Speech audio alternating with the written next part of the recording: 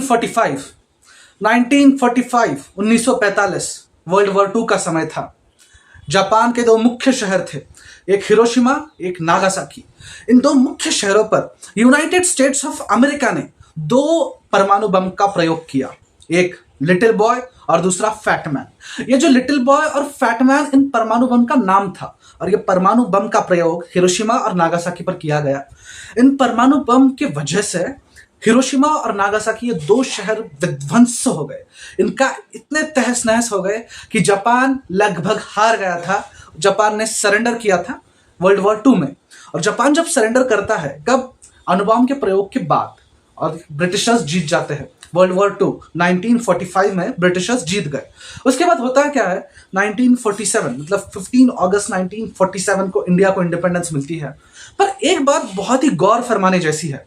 वो बात जो है कि 1945 में जो कुछ हुआ था, 1945 में ये जो परमाणु बम का प्रयोग हुआ, जो न्यूक्लियर बॉम्ब फेंके गए थे हिरोशिमा और नागासाकी में, इसके वजह से पूरे विश्व को न्यूक्लियर बॉम्ब का महत्व पता चला कि न्यूक्लियर बॉम्ब कितना पावरफुल है और कितना महत्वपूर्ण है किसी भी लड़ाई में। तो इस इंसिडेंट के बाद एक भारत के बहुत महान साइंटिस्ट थे, डॉक्टर होमी भाभा। होमी भाभा ने न्यूक्लियर टेस्ट पर, न्यूक्लियर बॉम्ब पर रिसर्च चालू कर दी थी 1945 में ही। 1945 में उन्होंने न्यूक्लियर बॉम्ब पर रिसर्च चालू की थी TIFR, Tata institute of fundamental और रिसर्च में, 1945 से ही। पर होता यूं है, 1947 में इंडिया को इंडिपेंडेंस मिला। उसके बाद the first prime minister of India was Pandit Jawaharlal Nehru. और पंडित जवाहरलाल नेहरू की मृत्यु के बाद जो प्राइम मिनिस्टर, मतलब भारत के जो दूसरे प्रधानमंत्री बनते हैं, वो थे लाल बहादुर शास्त्री। लाल बहादुर शास्त्री के कार्यकाल में बहुत सी चीजें हुई। एक तो इंडो पाक वॉर हुआ, उससे पहले 1965 में इंडो पाक वॉर हुआ, 1962 में इंडो चाइना वॉर हुआ, और 1966 मतलब 65 में, 65 में इंडो पाक वॉर के बाद 1966 में लाल बहादुर शास्त्री जी जो थे, वो पीसफुल ट्रीटी के लिए एक पीसफुल ट्रीटी साइन करनी थी ताशकंद में। ताशकंद गए हुए थे। तो 1966 में जब ये ट्रीटी साइन करने के लिए शास्त्री जी जाते हैं, तो उनकी बहुत सस्पिशियस ऐसी डेथ होती है। उनकी डेथ बहुत ही कंट्रोवर्शियल है कि कैसी हुई, क्या हुई, ये राज माना जाता है कुछ लोग। बहरहाल ये किसी और वीडियो में देखेंगे। तो होता यूं है, लाल बहादुर शास्त्री की मृत्यु हो जाती है 1966 में। 1966 में मृत्यु हुई। ध्यान से सुनना, ध्यान से समझना। 66 में लाल बहादुर शास्त्री गए, 65 में इंडो पाक वॉर हुआ, 62 में इंडो चाइना वॉर हुआ था। और 1945 से, मतलब जब हिरोशिमा और नागासाकी पे हमला हुआ था, तब से डॉक्टर होमी भाभा ने न्यूक्लियर बम पर रिसर्च चालू कर गई थी। पर डॉक्टर होमी भाभा की भी मृत्यु 1960 में हुई। फिर उसके बाद होता यूं है कि लाल बहादुर शास्त्री की जो सस्पिशियस डेथ हुई थी, उसके बाद भारत की कमान इंडियन नेशनल कांग्रेस में, तो कांग्रेस पार्टी पावर में आती है, गवर्नमेंट फॉर्म करती है, और तीसरी प्रधानमंत्री, India third prime minister and first lady prime minister बनती है श्रीमती इंदिरा गांधी जी। इंदिरा गांधी जी की गवर्नमेंट ने बहुत ही काम किए थे, मतलब 1966 लाल बहादुर शास्त्री के बाद उन्होंने बहुत सारे काम किए। पर ये जो माहौल बन रहा था कि चाइना ने भी न्यूक्लियर टेस्ट कर दिया, अमेरिका परमाणु संपन्न राष्ट्र था, पर इसमें एक ट्विस्ट था। बहुत से लोग, बहुत से देश, उसमें प्रमुख जो थे वो था USA, United States of America, Canada, France, China, Pakistan. इन सब का मानना था कि भारत कभी भी परमाणु संपन्न राष्ट्र नहीं बनना चाहिए। और खासकर यूएसए और कनाडा को तो बहुत था, यूएसए कभी भी भारत को परमाणु संपन्न राष्ट्र का दर्जा नहीं देगा।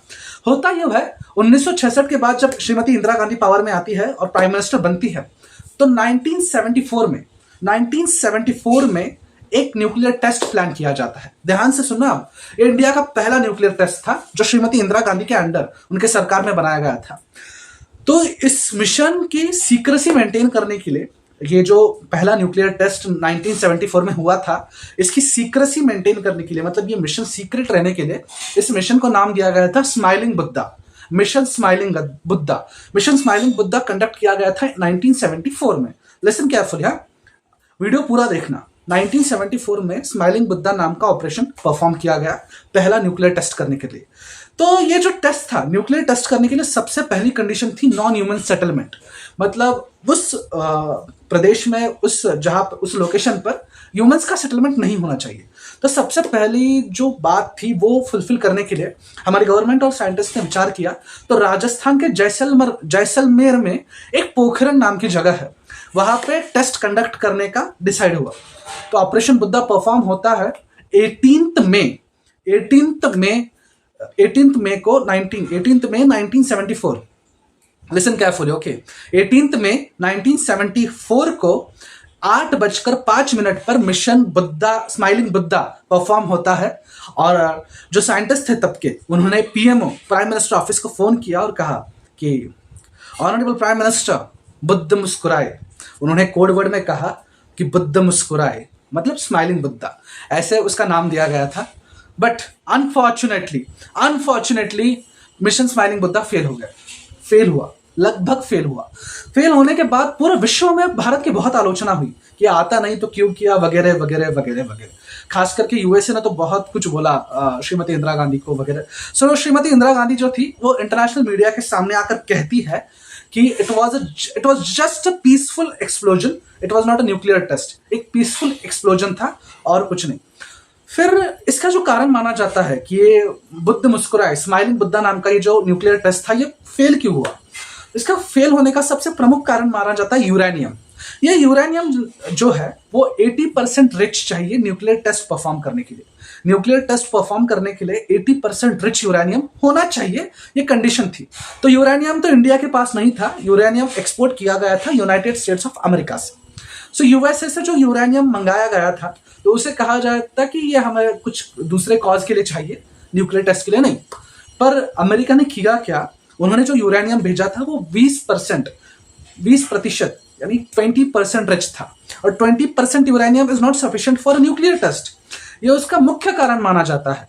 पर जो कुछ विश्व में आलोचना थी, जो कुछ परिस्थितियां भारत में थी, इन सबको मद्देनजर रखते हुए इसको टेम्पररीली बंद कर दिया गया। कहा गया कि it was a peaceful explosion. और भारत के अंदर भी बहुत सारे क्राइसिस चल रहे थे, भूखमरी, इमरजेंसी वगैरह वगैरह वगैरह वगैरह, ओके, एक्सेट्रा एक्सेट्रा एक्सेट्रा। बहुत सारे इंटरनल क्राइसिस चल रहे थे, इसलिए तब तो न्यूक्लियर टेस्ट को साइड में रख दिया गया था। होता क्या है, 1974 के बाद, मतलब 1974 के बाद 1996 में, 1996 अर्थात 1996 में भारतीय जनता पार्टी गवर्नमेंट बनाती है। भारतीय जनता पार्टी गवर्नमेंट बनाती है और अटल बिहारी वाजपेयी प्राइम मिनिस्टर बनते हैं 1996 में। ध्यान से सुनना, 1996 में अटल बिहारी वाजपेयी प्रधानमंत्री बनते हैं भारत के। पर 1996 में जो गवर्नमेंट फॉर्म हुई थी वो अलायंस में थी, गठबंधन में थी। और उनकी जो सरकार, तो उन्होंने सरकार में आने के बाद तुरंत बाद इसको एक्शंस लेना चालू किया था, पर वो सरकार थी गठबंधन की और अलायंस की। तो अलायंस ने जब सपोर्ट निकाल दिया तो गवर्नमेंट 13 से 15 दिन में गिर गई। 1996 की जो गवर्नमेंट थी वो गिर गई। और 1996 के कार्य में जुटे रहेंगे।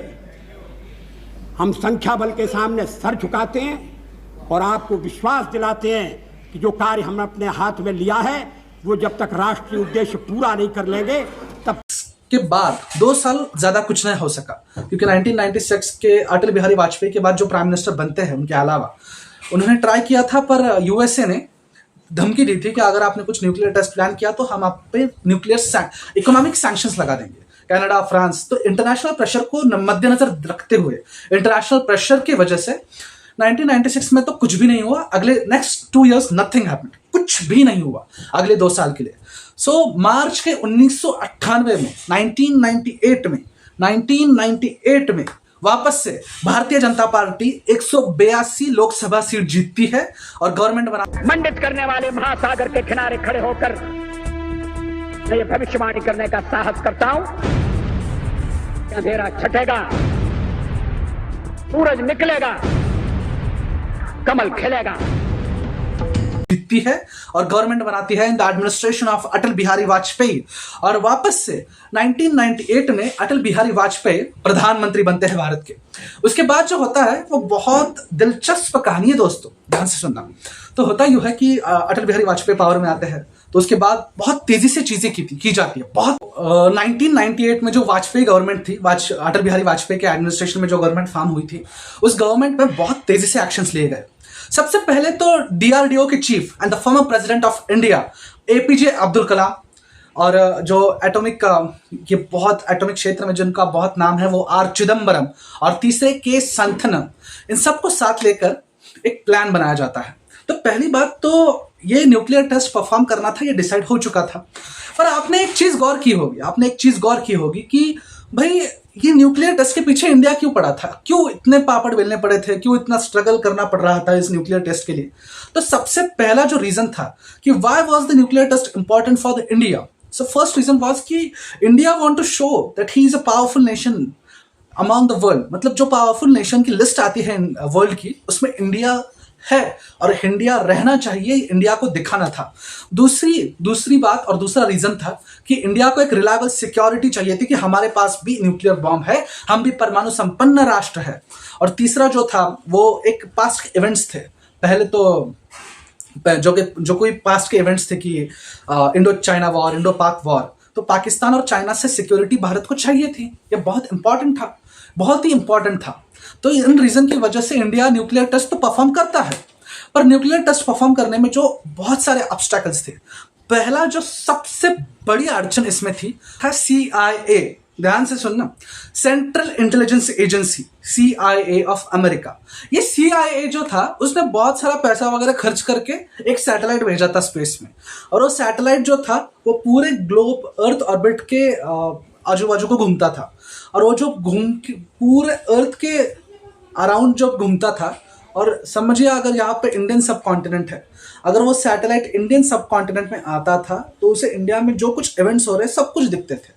मतलब यहाँ तक दिखता था उस सैटेलाइट का जूम, उसके सैटेलाइट के जूम का इतना पावर था कि नीचे खड़े हुए आदमी के वॉच में, रिस्ट वॉच में कितना समय हुआ है यहाँ तक दिख सकता था, इतने पावरफुल सैटेलाइट्स थे। और वो सैटेलाइट्स नजर रखा करते थे पोखरन पर कि इंडिया न्यूक्लियर टेस्ट ना कर दे। तो होता यूं है, इस CIA को चकमा देना था। दूसरा ऑब्स्टेकल था CTBT, comprehensive band treaty. Comprehensive band treaty के अकॉर्डिंग कोई भी नेशन, कोई भी राष्ट्र nuclear test on the land नहीं कर सकता, इन द वाटर नहीं कर सकता, और इन द एयर नहीं कर सकता। मतलब जमीन, पानी और हवा में कहीं पर भी नहीं कर सकता। दूसरा था non proliferation treaty, nuclear non proliferation treaty, NPT के अकॉर्डिंग कोई भी नेशन को, या NPT जो था वो एक ट्रीटी था जिसपे इंडिया ने कभी साइन नहीं की थी। अगर इंडिया उस NPT पर साइन करता तो कभी भी न्यूक्लियर स्टेट नहीं बन पाता, कभी भी परमाणु संपन्न राष्ट्र नहीं बन पाता। और तीसरा जो था वो बहुत सारे ऑब्स्टेकल्स, मतलब इकोनॉमिक सैंक्शंस, वर्ल्ड क्रिटिसिज्म, ये सारी बातें इंडिया को झेलनी पड़ती अगर न्यूक्लियर टेस्ट होता। तो ये सब ऑब्स्टेकल थे। तो इन ऑब्स्टेकल को दूर करने के लिए सबसे पहला जो था CIA, सेंट्रल इंटेलिजेंस एजेंसी, इसको दूर करने के लिए क्या किया गया, मैंने आपको कहा कि वो जो सैटेलाइट है वो ग्लोब के अराउंड घूमता है। तो ग्लोब के अराउंड घूमने के बाद वो जो इंडियन सब कॉन्टिनेंट पे आता है, मतलब इंडिया पर जब आता है, तो वो जब इंडिया से दूर जाता है तो उसको पूरे अर्थ के अराउंड चक्कर लगाने में जो कुछ समय मिलता था उसे ब्लाइंड स्पॉट कहा जाता था। मतलब वो जो सैटेलाइट अगर इंडिया से दूर जाता है तो, और दूर मतलब यहाँ पे देखिए, अगर यहाँ पे इंडिया है और यहाँ पे वो सैटेलाइट है, तो उसे इंडिया से नजर हटाने के बाद घूमने के लिए जितना समय लगता था उस समय में काम किया जाता था। तो जो दिखता तो था नीचे, हलचल तो होती, ट्रक्स तो दिखते, केबल्स तो दिखते, तो ये सब छुपाने के लिए 58 इंजीनियर रेजिमेंट की टीम बनाई गई। 58 इंजीनियर रेजिमेंट, ये सब आर्मी के ड्रेस में थे। APJ अब्दुल कलाम, यहाँ तक APJ अब्दुल कलाम जो साइंटिस्ट थे, आर चिदम्बरम, के संथनम, ये तक आर्मी के ड्रेस में घुमा करते थे, ये तक। और इस पूरे मिशन को सीक्रेट रखने के लिए, मतलब जो कुछ पास्ट में हुआ था, जो कुछ 1974 में हुआ था, उसके अकॉर्डिंग इस मिशन की सीक्रेसी बहुत इंपॉर्टेंट थी। इसके लिए आर्मी के ड्रेस में, यहां तक के साइंटिस्ट भी, APJ अब्दुल कलाम भी आर्मी के ड्रेस में थे। हुआ यूं जाता है, इसको पूरा एक सीक्रेसी मेंटेन करने के लिए इसे ऑपरेशन शक्ति नाम दिया जाता है। 1998 का जो न्यूक्लियर टेस्ट था उसे ऑपरेशन शक्ति नाम दिया गया, और ऑपरेशन शक्ति के अंतर्गत पहला बॉम्ब थे, उन बॉम्ब का नाम व्हाइट हाउस, ताजमहल ऐसा रखा गया था। मतलब अगर मैं आपसे बात करूंगा कि हमें यार इस डेट को ये बॉम्ब फोड़ना है, तो मैं ऐसे नहीं करूंगा, मैं कहूंगा कि व्हाइट हाउस, ताजमहल को फोड़ना है, व्हाइट हाउस को फोड़ना है। सो इसकी वजह से अगर कुछ स्पाइस भी होते, लोकल स्पाइस उस एरिया में, तो डाउट नहीं आता। यहां तक कि एपीजे अब्दुल कलाम जी का नाम भी मेजर जनरल पृथ्वीराज रखा गया था, कोड वर्ड में, कोड नेम रखा गया था। आर चिदम्बरम जी का नाम नटराज रखा गया था, और ये सब कोड वर्ड में ही बातें करते थे। सब लोग कोड वर्ड में, मतलब अगर कहना है तो शक्ति, ऑपरेशन शक्ति वगैरह वगैरह। अगर सैटेलाइट इंडिया पे आता था, इंडियन सब कॉन्टिनेंट पे, तो उसे आर्मी के ड्रेस में लोग दिखते थे, और ऐसा मतलब एक अफवाह उठाई गई थी कि आर्मी की ट्रेनिंग चल रही है, एक्सेट्रा एक्सेट्रा एक्सेट्रा। अगर नीचे दिखता भी था तो आर्मी के लोग थे, आर्मी की ट्रेनिंग चल रही है, कुछ नहीं। और किया क्या गया था, क्रिकेट के स्टेडियम वगैरह बनाए गए थे, क्रिकेट के टूर्नामेंट हो रहे थे, stadium, I am so sorry, cricket के टूर्नामेंट हो रहे थे आर्मी के, मतलब एक्यूरेटली मैं क्या ही बताऊं, लिटरली आर्मी के लोग क्रिकेट खेल रहे थे, वहां पे लोग वगैरह जमा किए जा रहे थे ताकि सैटेलाइट को संशय ना आए, मतलब डाउट ना आए। और उसके बाद भी बहुत सारी चीजें करी गई। जो केबल्स थे उन्हें रेत से ढका जाता था, एक नकली वेजिटेशन तैयार किया जाता था। ये सैटेलाइट जब तक घूमकर इंडियन सब कॉन्टिनेंट की तरफ आता था, तब तक वेजिटेशन, नकली घर बना दिए, और कुछ भी किया गया। ये केबल्स को रेत से ढका जाता था, बहुत सारे जुगाड़। मतलब CIA कितना भी होशियार हो, सेंट्रल इंटेलिजेंस एजेंसी, तुम टेक्नोलॉजी कितनी भी बना लो, पर जुगाड़ू इंडियंस के सामने कुछ नहीं कर सकते। ये इसका सबसे बड़ा प्रूफ माना जाता है। उसके बाद होता यूं है, ये सब सारी तैयारी चालू हो चुकी थी, इंजीनियर्स लगे हुए थे, साइंटिस्ट लगे हुए थे, सारे लोग एक सपने के पीछे पड़े थे कि इंडिया को हमें न्यूक्लियर स्टेट बनाना है। ओके, सो होता यूं है, तो दिन आता है, finally the day comes. 11th में, ध्यान से सुनना, 11th में 1998 को 11th में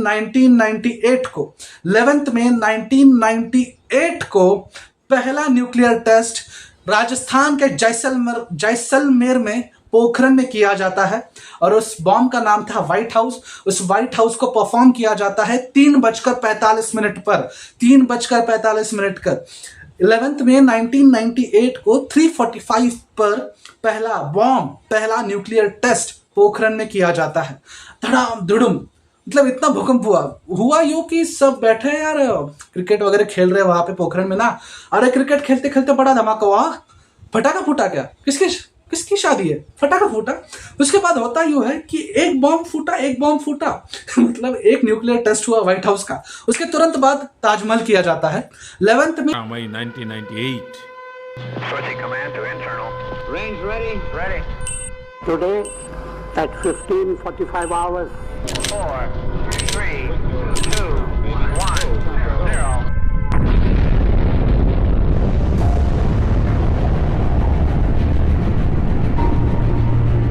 India conducted 3 underground nuclear tests in the Pokhran range.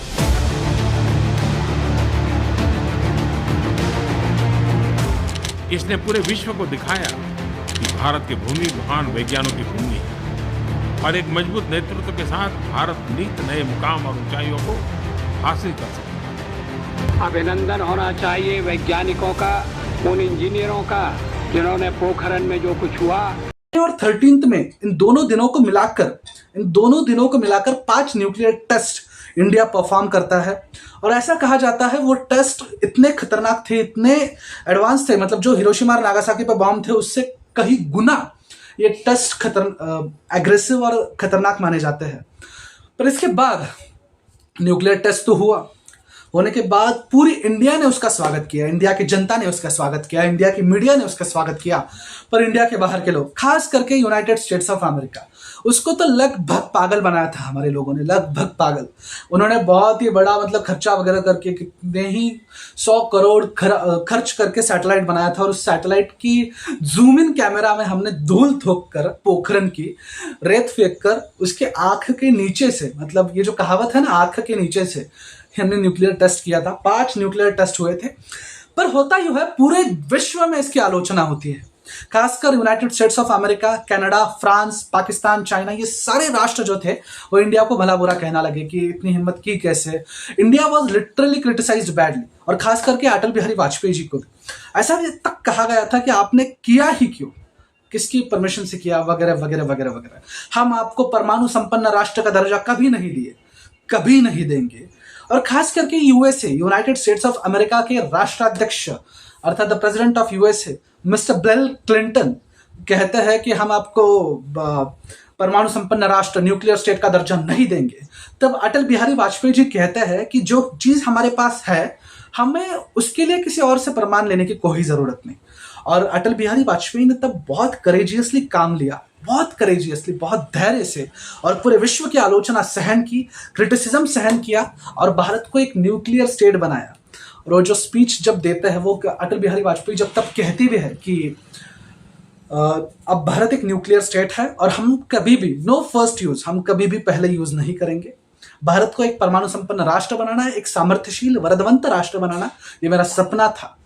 पर होता यह है, इन सारी चीज तो अच्छी हुई, पूरे वर्ल्ड के क्रिटिसिज्म को इग्नोर करके इंडिया को एक न्यूक्लियर स्टेट बनाया। और यही सबसे बड़ी बात थी इंडिया के हिस्ट्री में, भारत के इतिहास में, सबसे बहुत बहुत बहुत बड़ी बात थी कि इंडिया एक न्यूक्लियर स्टेट बनता है, और वो भी अमेरिका के नाक के नीचे से। It was a great history created by Mr. Atal Bihari Vajpayee and our great scientist Mr. APJ Abdul Kalam, R. Chidambaram, K. Santhanam and 58 Engineer Regiment team. It was a history. अगर आप सबको यह हमारी information अच्छी लगी, आपने इस video से अगर कुछ सीखा हो, तो प्लीज हमारे वीडियो को लाइक कीजिए, शेयर कीजिए, सब्सक्राइब कीजिए। सो शिवराय केवढे तर शिवराय आभाळा एवढे।